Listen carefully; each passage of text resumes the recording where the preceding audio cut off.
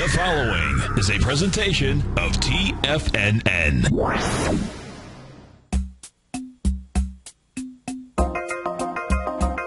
Live at TFNN, the Power Trading Hour, with your host, David White. Call now, toll free at 1-877-927-6648. Internationally at 727-445-1044. Now, David White. And welcome all to another exciting edition of the Power Trading Hour with me, your humble, lovable, squeezably soft host, David White. It is August 29th, going into a fairly long weekend. And as we do that each day, we know that there's going to be light volume, going to be kind of a quiet day. Looked to me, even this morning before we had the Putin news, that the goal was to make sure that S&P closed right at 2,000 going into this weekend. I think we could see that for a couple of days. We're printing out 2,000.58 even after yesterday's pullback. 1.2 billion shares, so actually volume a little bit better than you would think on a weekend. I was thinking maybe if we had a billion shares going in to 2 o'clock instead of 1.2 billion, that would probably be about right. I think maybe we've got about a fifth extra volume because the saber rattling over in Europe over Ukraine.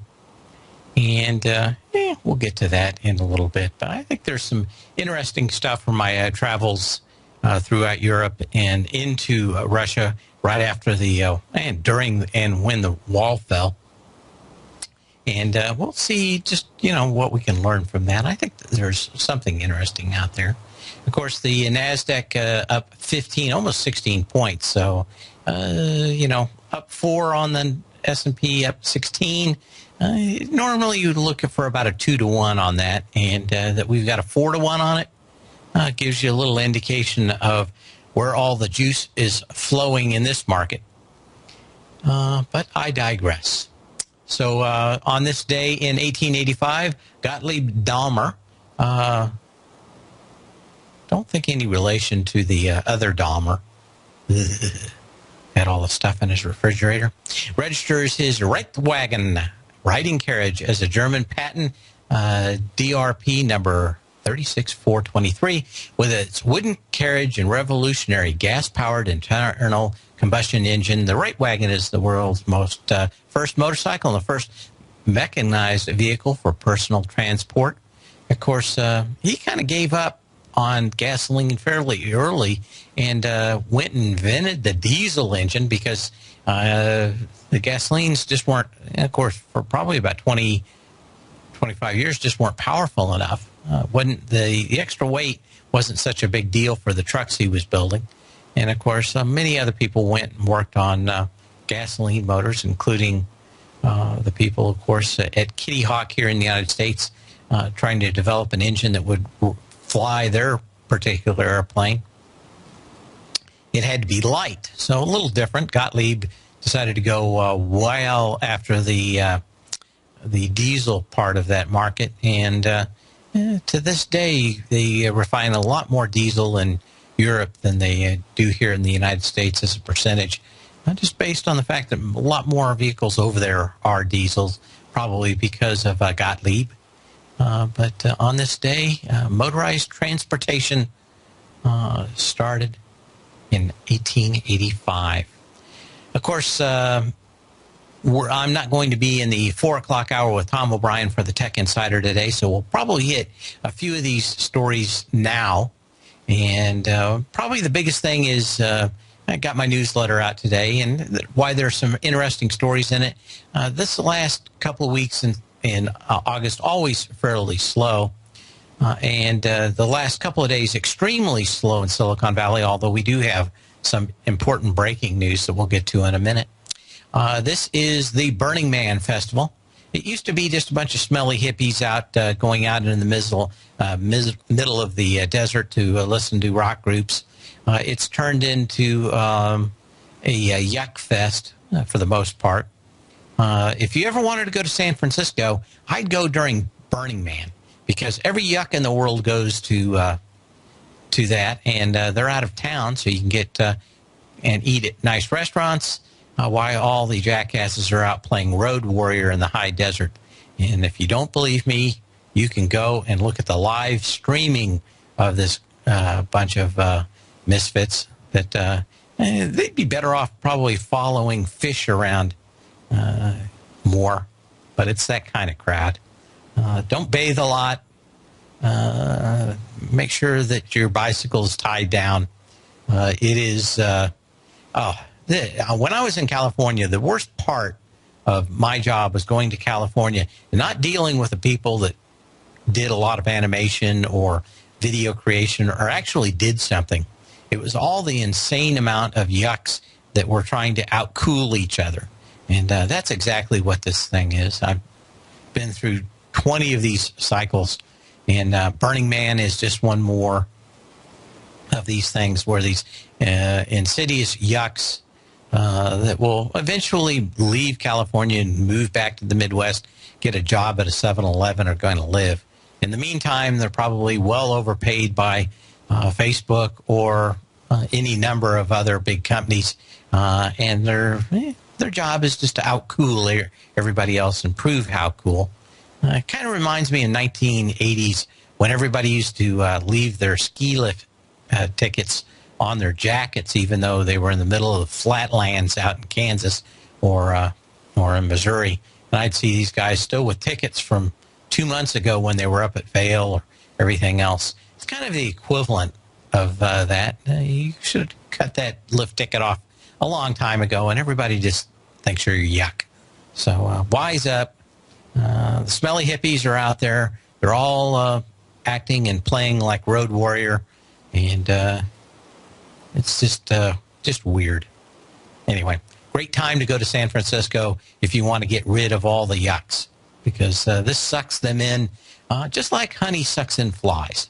Yeah, but I digress, but yeah, it's me. Of course, we were talking about things that really, truly matter, and especially on Fridays going into a long day, a big weekend, especially the last weekend of the month, you're going to find a lot of news dumped, especially after the bell tonight. Normally, if there's some horrible things that a company wants to get out the door, they wait for these 3-day weekends, bury it in on Friday, and by Tuesday, either people have missed it or they say, oh, it's old news and it doesn't matter anymore. Politicians are, they're the same kind of, do the same thing. It's actually called, if you look up in Wikipedia document dump, that's when it happened. But Apple was having some bad news today, so they decided to pair it with some good news. The bad news is the iWatch, or whatever they're going to call that, watch, wearables, anything is not going to be available till probably February or March at the earliest. So we're not going to be looking for that on September 9th as they roll out new products. So on the opposite side of what they've done is they are pushing NFC, which is near field communications. We've talked about why a lot of companies have not followed through on NFC. Basically, they've shown that it is problematic for security, that why you're only supposed to be able to receive the signal within 3 feet. Hackers have already figured out stuff that will get a signal from 15 to 30 feet, making it fairly easy to maybe get all of your credit card information every time you go through the gas station. That's kind of really put NFC on like Baby in the corner. And, of course, no one puts Baby in the corner, do they? You know that movie reference. But that's pretty much what they've done. So they are saying that they're going to get into mobile payments, which has kind of balanced out the downside of the watch business. It's unclear just how well they're going to do in mobile payments because, of course, a lot of people out there in that payment business are already in credit cards. And just how is that going to play out for those guys? Of course, going up against Apple at any time is tough. I've heard many people explain or try to explain how Apple was going to get in and clean out the music business with music streaming. They bought Beats, 3 months ago? Still nothing happening there. I think that Apple's going to find payment processing a lot tougher than a lot of people have thought, but of course they're going to get their faithful to jump into it. So they do have an embedded base to really get off with it. But when we look for the next big thing, and one last thing, when was Steve, what's his doodle? Not Steve Jobs, the other Steve, talks about it on, what's the 9th? So what is that? Let's go back here. What is the 9th out here? Okay, is that right? August 9th? Yeah, it's a Saturday. Oh, excuse me, September 9th. Okay, so let's see. Monday, we've got what, 9 days till that Tuesday. So when we come back next week, of course, we're going to have options expiration, Delta rollover, probably starting on Tuesday afternoon and ending up early on Wednesday since we've got a short week. Then we're going to come back to option expiration week, and that 9th, which is on the Tuesday, they're going to be rolling out the stuff. And just look for the PR machine to be in absolute full overdrive, warp 9, phaser set on kill. This is going to be a huge press day and an orgy for people like CNBC, Bloomberg. It's an easy way to cover the news. It's not tough. You just sit around, wait what they say, have a few people comment on what they say, and then that's it. But the question is, what will Wall Street do now knowing that the new hardware won't be out? Now, we do know a few more things about what Apple's going to be selling. Of course, they've got a 5.5-inch big phablet, a 4.7-inch, and it's been kind of up in the air whether both of them or either one of them is going to have sapphire screens. The 5.5 looks like it's going to come with it standard. The 4.7-inch looks like it's going to be an option. They're both in individual options. Will have a gold version of these things with a gold plated titanium. I don't know if it's just going to be looking gold, actual gold, or whatever. But it looks to me like they're going to sell these things like handbags, and the prettiest one, of course, will be the most expensive. So they're going to be trying to get into a little bit of art in their product to upscale and make some more margin on some of these things. But right now what we're looking at is a couple things. iWatch, not gonna, wouldn't be prudent to push it out this year. Mobile payments, looks like that is going to be the big deal. We'll see how that affects the rest of payment processing in the world for credit cards. The near-field communications is making one stock pop today. That's NXPI. Let me see if I can pop that up real quick. NXPI. This is, what are they, Danish, Swedish? They're somewhere up there in a fjord. This thing's got a nice little high-volume pop up here today. And that's all because of this near-field communication pop that Apple didn't want to talk about, but had to balance out the fact that they're not going to be shipping the iWatch. And it was all part of a dump this weekend. We'll talk more about it when I come back. TFNN is excited about our new software charting program, The Art of Timing the Trade Charts. In collaboration with Tom O'Brien and using his best-selling book, The Art of Timing the Trade, Your Ultimate Trading Mastery System, DavidWhite has programmed an outstanding piece of software that will complement any trader's methodology. Using this first-of-its-kind program, The Art of Timing the Trade Charts allows you to scan thousands of stocks for Fibonacci formation setups, including Gartley's, ABC's, butterflies, and much more. The Art of Timing the Trade Charts is designed to help you when scouring the markets for stocks just beginning to form the trading patterns that many investors spend days, weeks, or even months searching to find. And right now, we're offering licenses available at only $79 a month. We are so confident that you're going to love this new charting software that will even give you a 30-day unconditional money-back guarantee. Don't miss out on this incredible new piece of software. Get your copy of The Art of Timing the Trade Charts today by visiting TFNN.com.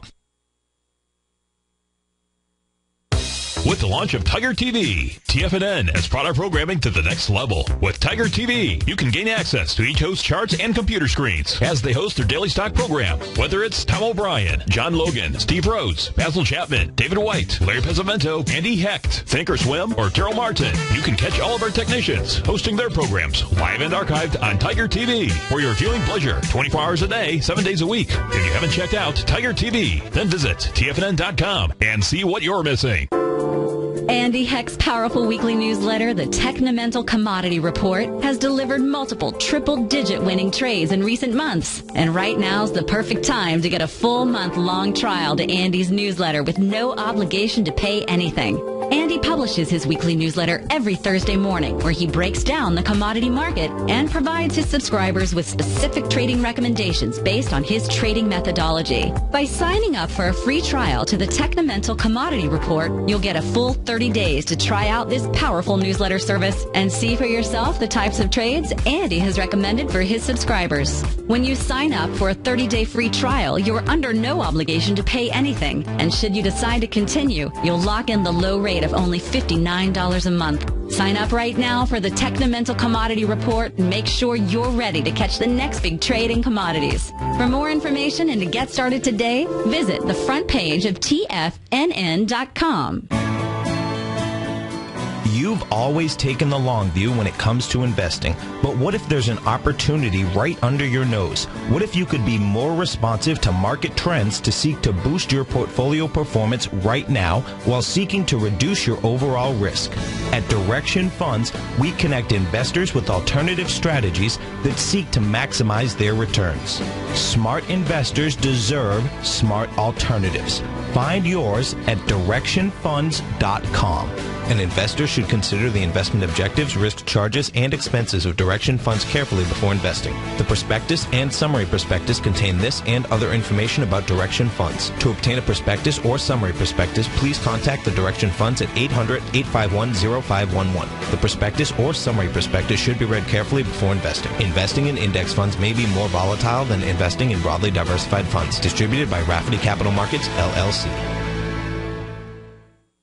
Many of our new listeners have heard about the Tiger's Den, but wondered, what exactly is it? The Tiger's Den is a lively community where professional traders and investors can meet, exchange ideas and information in a comfortable, moderated atmosphere. Hear all of your favorite TFNN shows, plus see all the charts as they happen, live during those shows, and have access to all those charts. You can test drive the Tiger's Den, absolutely free, for 30 days. It will greatly enrich your knowledge of these markets. Details on the Tiger's Den are on the front page of TFNN.com. Dave takes your phone calls now. Toll free at 1-877-927-6648. Internationally at 727-445-1044. And somebody in the den, we're going to get back to NXPI in just a second, but someone posted this in the den.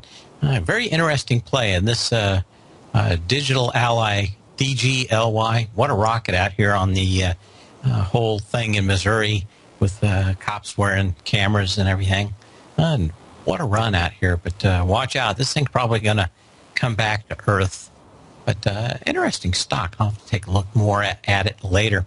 Anyway, we're talking about NXP Semiconductors. Of course, now maybe Apple's decided to change the standard in trying to make everybody do it. It still has the security concerns we talked about before, but it's going to be kind of interesting out here, and you certainly don't like this little doji out here hanging if this thing closes and down under the gap on Tuesday next week. You really want to look at it. Nice volume, though, 3.5 million shares. And, of course, my guess is this thing probably continues running up, especially out here on a light volume day. But it has gapped above all this. But it's been kind of known that they were going to put in NFCs in there. The question is whether they were ever going to make any use of it. And it sounds to me like Apple is at least going to announce their mobile payment processing stuff.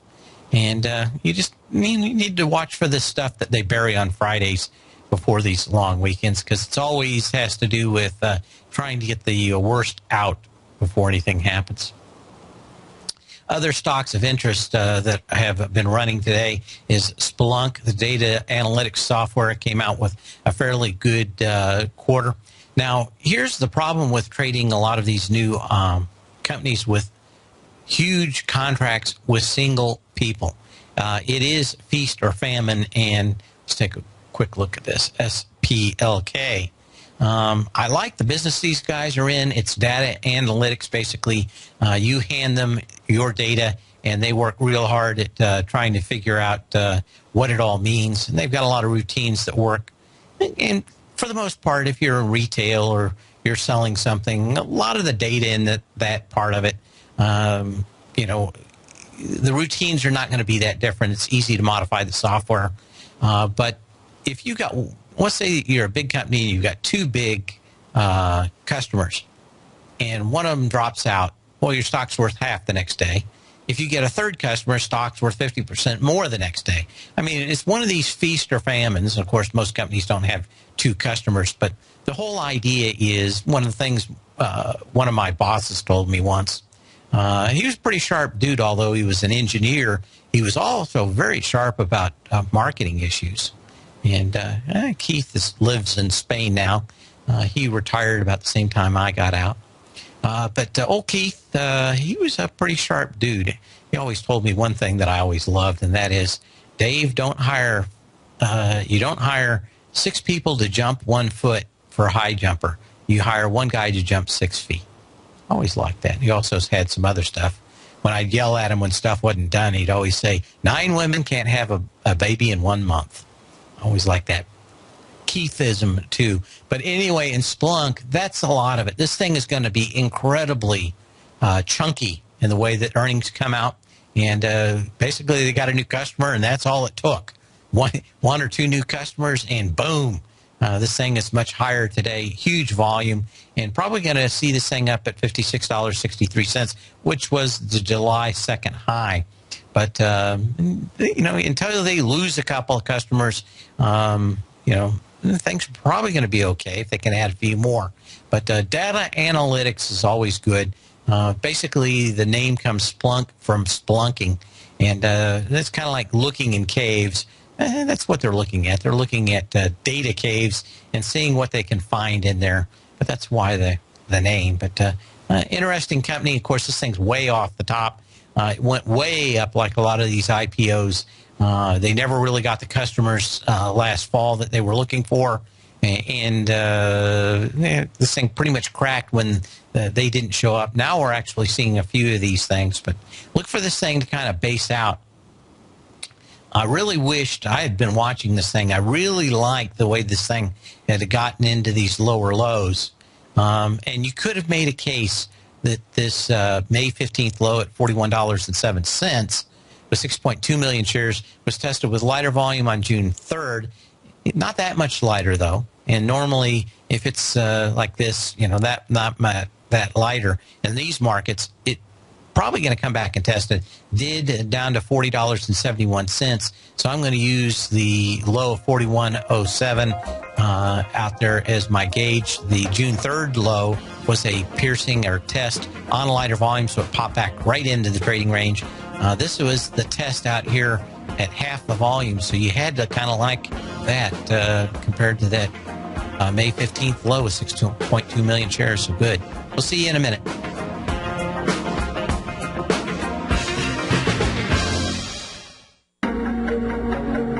Has the current market volatility continued to stop you out of trades when the market spikes against you? Now is the perfect time to open up an account with Nadex. Nadex, the North American Derivatives Exchange, is a brand new, completely regulated Chicago-based exchange, and unlike most other exchanges, Nadex allows you to trade directly through them with direct market access when using their completely free trading platform, which also features real-time charts and full customization capability. One of the advantages of trading with Nadex in volatile markets is that your risk is always capped and you have the ability of keeping your trades open even when the market spikes against you. Nadex is completely brand new with a line of unique trading products that are unavailable anywhere else. See how it works at nadex.com. That's Nadex.com.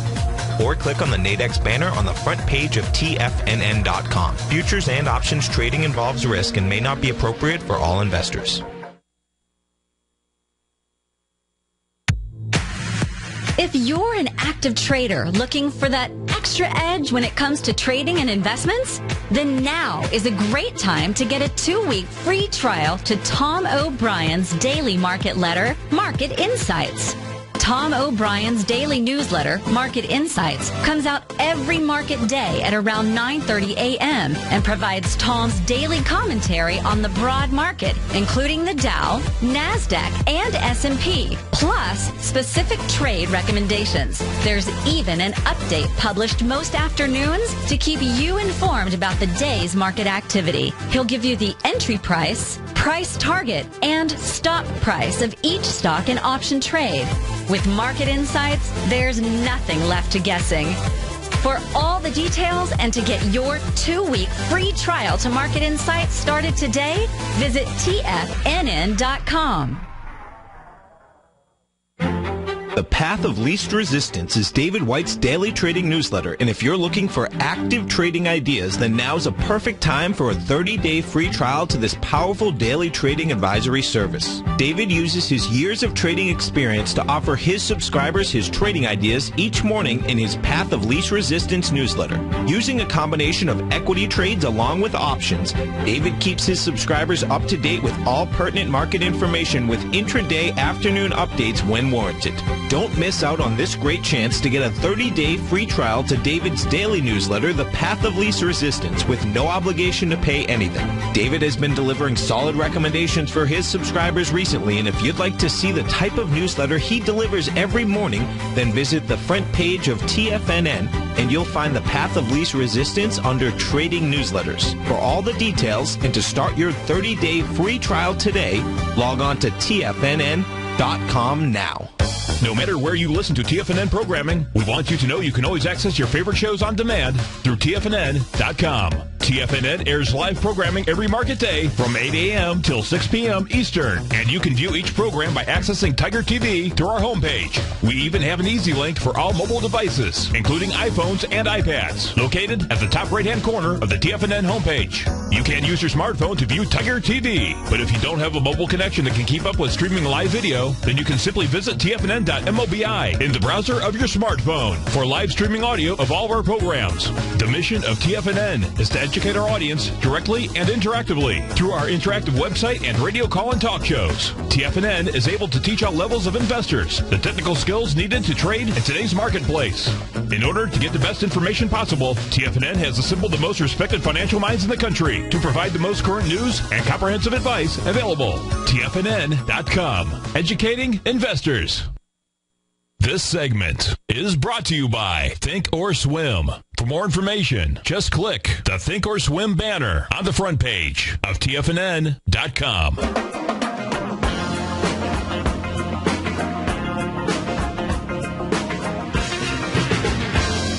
And we're going to go right to Bob in Westford, Mass. How you doing, Bob? Good, David. How are you? Fantastic. What would you like to talk about today?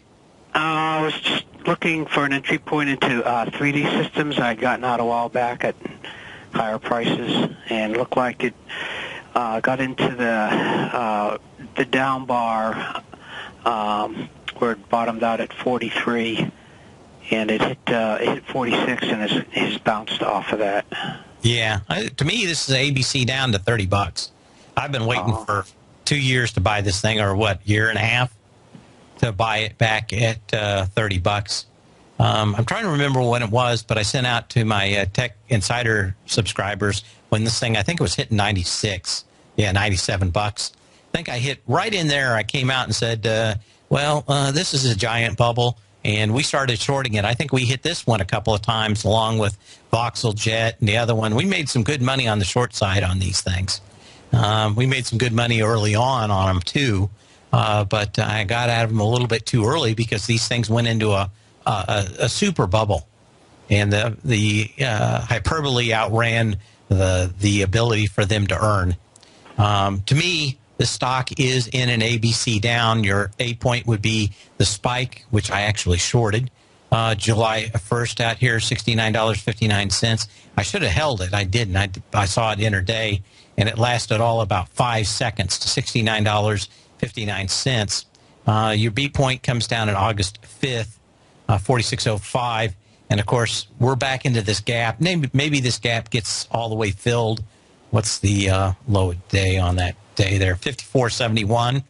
So not too, I mean, we're pretty awful close. I'd almost pull the trigger on this thing here if we weren't going into a long weekend. I'd look at it Monday for short, and eventually this thing's getting back to that $30 range. Really? Yeah, there's a couple of bigger moves out here. The $27.88 low from March 18th, it's going to get probably right back in there. Probably the first possibility of buying this thing, if it did, is there's a gap on May 2nd of 2013. And what is that? That starts at 38.26 and goes to, 37.67. So there's a little $1 gap down there. That could be enough, but I would hope to get this thing back at $27.88. And the reason why is they just keep buying stuff. They keep buying every company. They buy, it doesn't seem like a week goes by without another acquisition. All that money is got to come from somewhere, and that's profits. So this is kind of the Amazon.com of 3D printing. One day this is going to be a monstrous powerhouse, but they're going to have to quit buying things and start making money. And they just continue to go out there and spend, and that makes it very problematic for Wall Street to get behind these people and to see some huge earnings. So to the CEO, I think maybe you're going to see a change from the CEO in this company. And I think that may also probably coincide with it. My guess is probably a good opportunity to think that this thing is an ABC down. And I really don't. SSYS, everybody looks at it as a stronger company. It isn't. It's just that they're not buying anything, so the earnings are fairly decent. But to me, this thing's in huge distribution.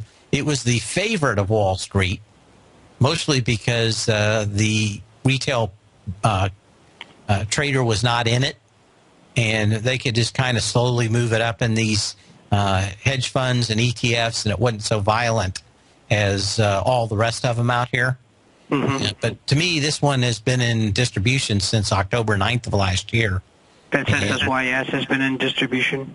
I think so. I think this thing, I think one day, whoever's the last guy to turn out the lights in Wall Street in the hedge fund on this thing, you're going to find this thing probably take a big gap down. It is a wonderful technology, and nothing goes straight up or straight down. But when we look at this entire sector, like X1, right, with $20 million, going public with $20 million of profits, kind of tough, right? But yeah. I mean, this one is closer to finding probably a bottom than anything else. But it got down here, and then it had a big 1.7 million share day down here on the the 14th of July. Is that 14th? No, 14th of August. And that really sets up at least another test back down in this range. So you probably look for this thing back in 26 or 25. Now, maybe if it gets down there with like 200,000 shares a day and just everybody gets bored out, maybe that's the support level on X1. Voxel Jet. Take a quick look at this one, too, since I haven't looked at them for a day or two. Come on. Come on, Mr. Internet. Give. I feel like milking a cow here. Come on. Well, for whatever reason, Mr. Voxel Jet's not doing... Oh, I know why. Come on. There we go. Mr. Slow Internet today. Okay, so Voxel Jet. Now, this thing needs to really get down and test the $12.85 low once again. And it's got a high volume high out here. So some of these stocks will look maybe better sooner than DDD. Probably don't have as much to fall. But my guess is we're waiting for some kind of statement before DDD really makes a meaningful move up for the maybe the president or the CEO to change hands. He's long on bull and short on substance.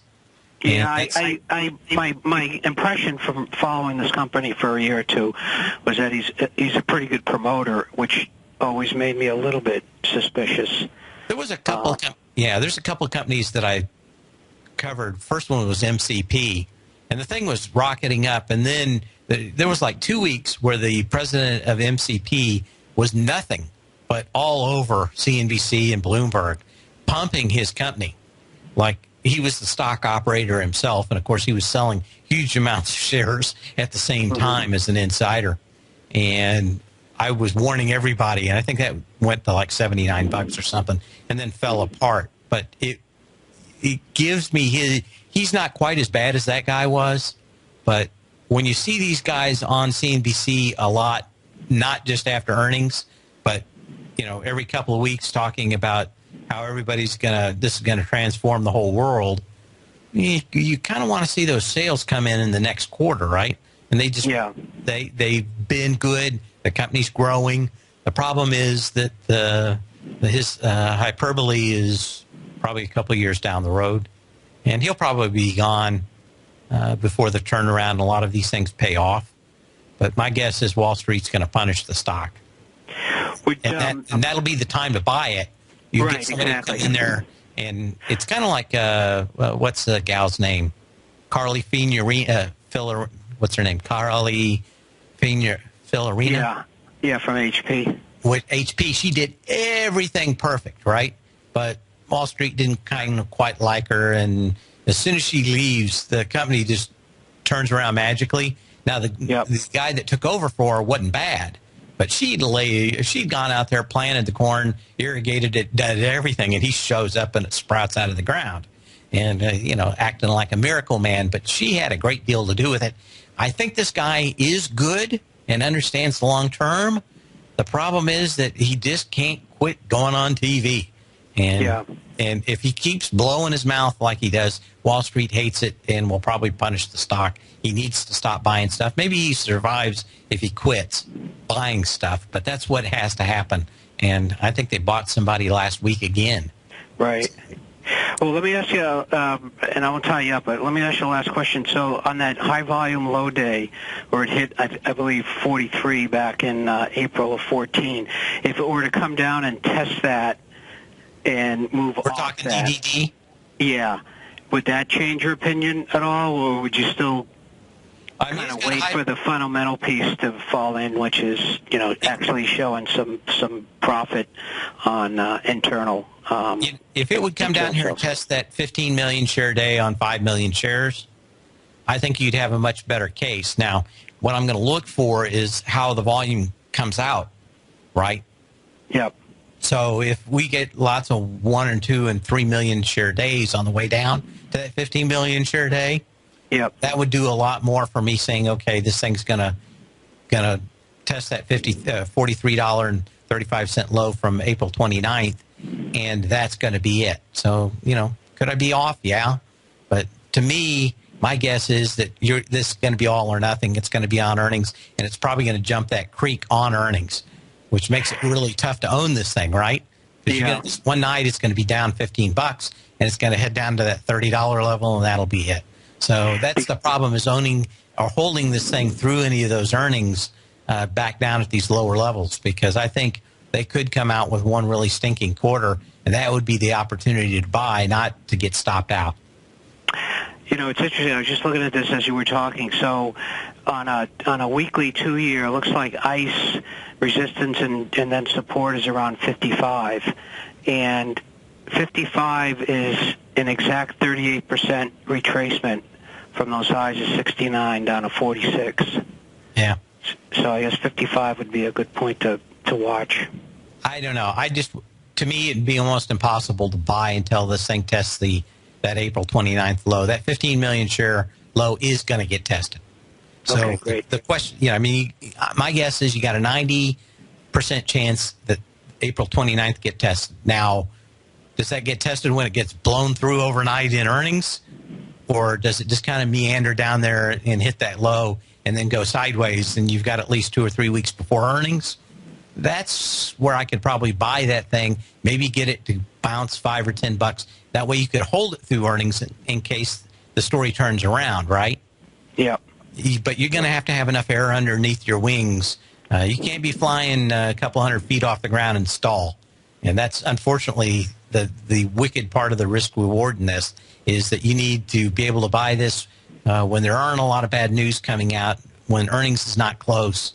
So the whole timing of this thing is kind of going to be critical, I think, in getting a decent trade without getting stopped out before you go. So okay. We'll play this by ear, but to me, I still see that SSYS could put a pail on all of this. All it needs to do is miss once. And it certainly doesn't, that huge range up there, to me, looks like distribution. I don't see more people coming in on the updates. I see some short squeezes in it, but then the volume kind of really dries up the next few days, and that's it. Okay.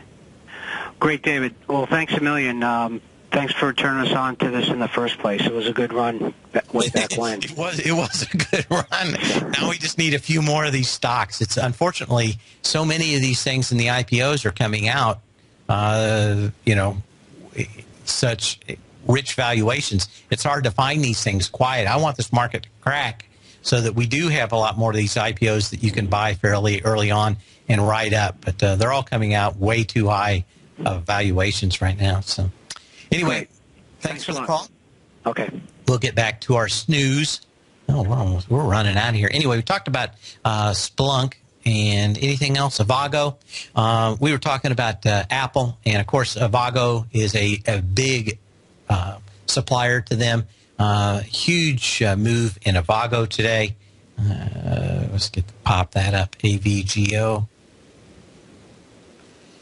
Of course, they have products, and it looks to me most all these companies will get canned or have severe penalties for saying that they are a supplier to Apple. So you only find out at earnings, and then even then they won't name Apple by name. It'll just be we got a lot of orders for this or that chip. They make a lot of the RF chips. It looks like they're going to get a big portion of that Apple business. And earnings today probably involve a lot of those products that already shipped. You probably want to start looking at Avago and a few more of these Apple stocks to see how the NASDAQ and these stocks trade. But they're probably going to lead Apple at least somewhat into that ninth release for what's going on in Apple. The other one that didn't do so well overnight was, what's the name of that other stock?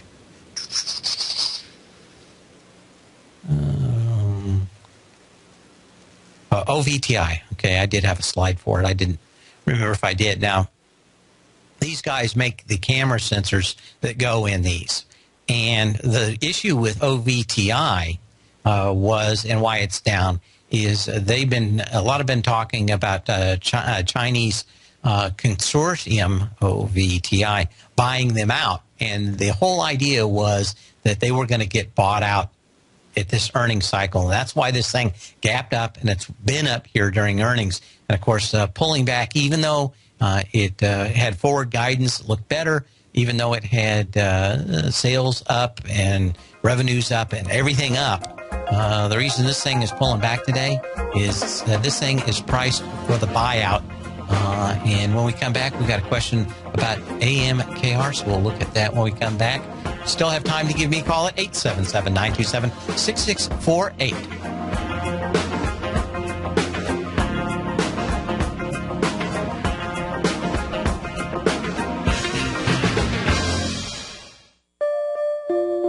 Daryl Martin coined the phrase diagnostic trading, and we're happy to announce that his diagnostic box spread analyzer has finally been released. The Diagnostic Box Spread Analyzer helps you easily identify the best box spreads on Nadex in seconds, plus you receive access to the diagnostic deviation levels, as well as step-by-step training videos teaching you how to trade Nadex spreads so you can quickly master the mechanics of this simple yet powerful trading instrument. By pulling live data from the Nadex exchange, the Diagnostic Box Spread Analyzer does all the math for you, calculating risk, reward potential, distance to break even for both outright spreads and spreads used to hedge the underlying market. Visit the front page of TFNN.com today to get your 2-week free trial to Daryl Martin's Diagnostic Box Spread Analyzer and gain access to the valuable information it can provide when trading the Nadex box spreads.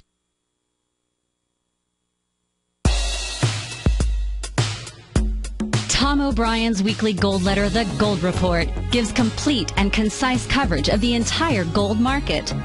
Inside, you'll get Tom's commentary on gold, the dollar, the rand, the bond, the XAU, the HUI, and detailed coverage of nearly 25 mining stocks. He'll give you the entry price, price target, and stop price of each stock trade. The Gold Report is a long-term newsletter where the focus is on building real wealth through the management of a successful portfolio of gold stocks. With a lifetime of knowledge and almost 12 years of writing his informative weekly newsletter, The Gold Report, Tom O'Brien can provide you with the important market information to help you make better trades in the gold market. Don't let the next bull run in gold pass you by. To get a month-long free trial to The Gold Report, an $85 value, visit the front page of TFNN.com today. DavidWhite's newsletter, The Technology Insider, is focused like a laser on finding the next big things in technology. If you had invested only $10,000 in Microsoft in 1986, you'd have been a millionaire by 2000. Disruptive technology like Microsoft's is the key to these massive long-term profits, and the Tech Insider is the vehicle from TFNN to capitalize on these opportunities. This is the go-to newsletter that identifies, monitors, and profits on mostly little-known cutting-edge companies with great long-term prospects. David's experience is as an inventor of Emmy-winning animation products for TV and Hollywood that propelled a company public. Match that with 14 years as a full-time trader, and he's uniquely qualified to guide you through the light-speed world of ever-evolving high-tech. If you're ready to ride the next big technology bull market for less than $40 per month, log on to TFNN.com and get your 2-week free trial to the Technology Insider. Get in on the ground floor of the next big thing today. We're told to follow our passion and everything else will fall into place. I hope that's what each of you are doing each and every day. Hi, I'm Steve Rhodes, host of the Money Master Show at TFNN.com, and my passion for technical analysis is what led me to the most fundamental discovery in pattern recognition, the Rhodes Momentum Indicator, market scanner, and trading strategy. A set of tools that identify the momentum and power of the trend, the likes of which have never been seen before, for every market and every time frame. Yes, folks, the trend is your friend, unless you're on the other side. New to technical analysis? This is the place to start. And experienced traders, take advantage of the trend like never before. Experience the power of the Rhodes Momentum Indicator each day, available to subscribers of my newsletter service, Mastering Probability. I guarantee your satisfaction for the next 30 days unconditionally, so there's no risk to you other than being on the wrong side of the trend. Mastering Probability, available on the homepage of TFNN.com. And folks, live with passion.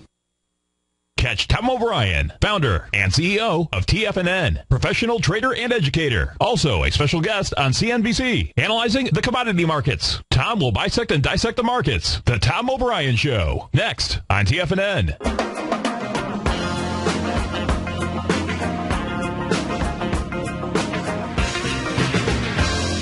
And I had a question at the end to look at AMKR.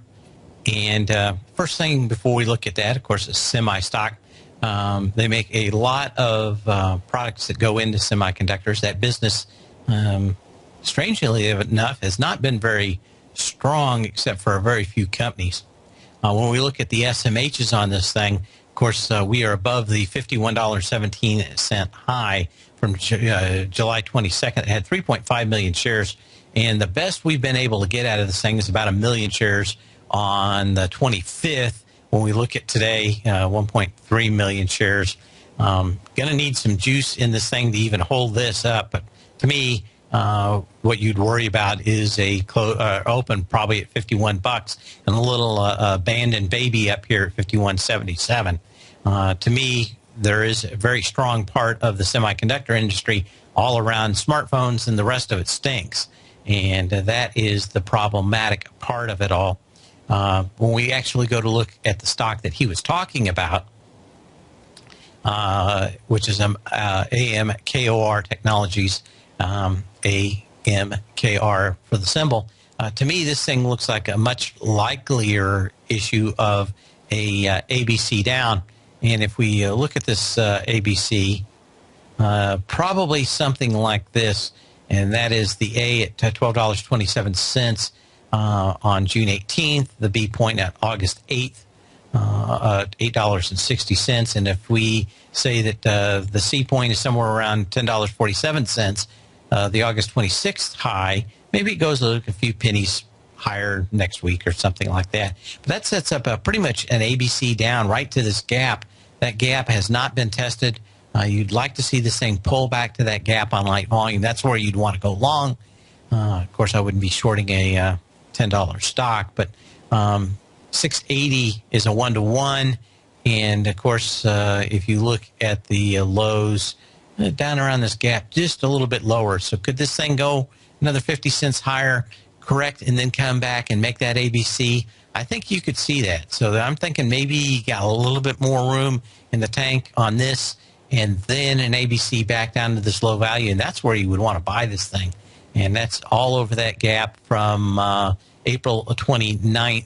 And what was the day before that? Closed was $7.07. So hopefully it would get into maybe $7.50, $7.25, somewhere down in there.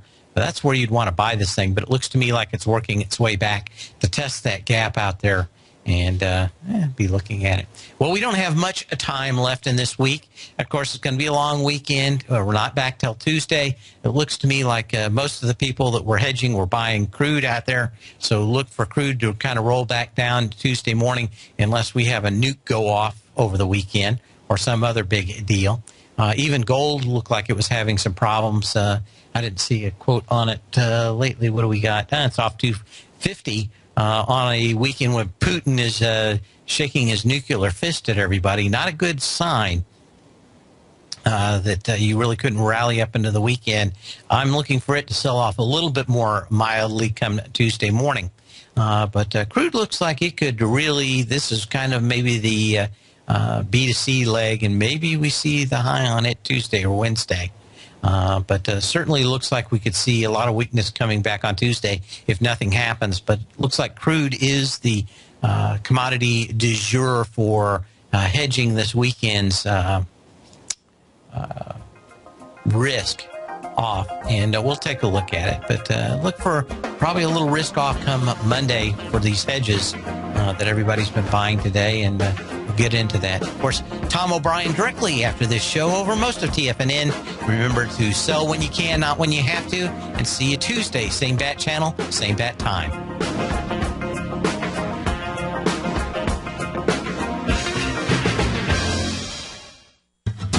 Since 1984, Basil Chapman has been using the Chapman Wave methodology to advise traders of his expert market opinion.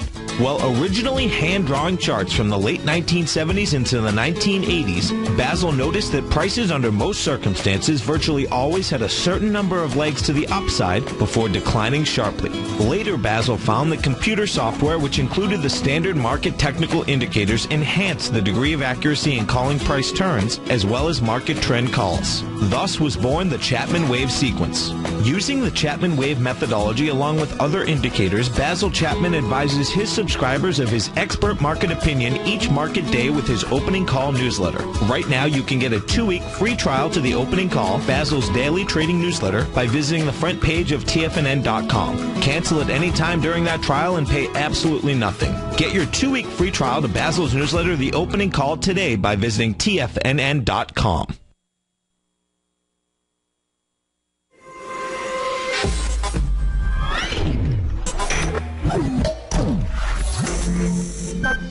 You're watching Tiger TV.